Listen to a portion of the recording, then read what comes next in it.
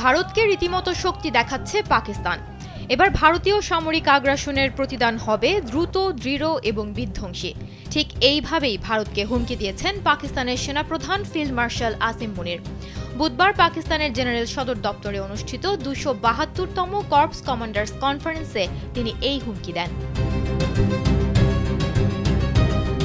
প্রায় একই সুরে কথা বলেছেন পাকিস্তানের প্রতিরক্ষা মন্ত্রী খাজা আসিফ। তিনি পুরো ভারতকেই কবর দেওয়ার হুমকি দিয়েছেন। তিনি বলেছিলেন, ভারত যদি যুদ্ধ চাপিয়ে দেয় তাহলে তাদের যেসব যুদ্ধ বিমান পাকিস্তান ধ্বংস করেছে তার স্তূপের নিচেই ভারতকে কবর দেয়া হবে।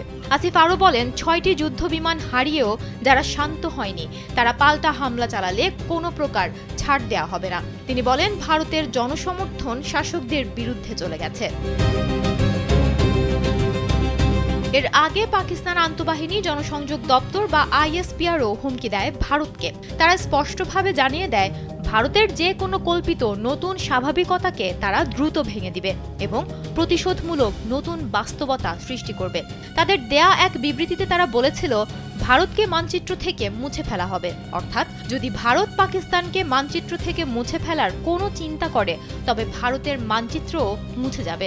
নতুন কোনো যুদ্ধ বা সংঘাত শুরু হলে পাকিস্তান বিন্দুমাত্র ছাড় দেবে না। বিবৃতিতে আরও বলা হয়েছিল, ভারতের উচ্চপদস্থ নিরাপত্তা কর্মকর্তাদের সাম্প্রতিক মন্তব্য শান্তি ও স্থিতিশীলতার জন্য গুরুতর হুমকি।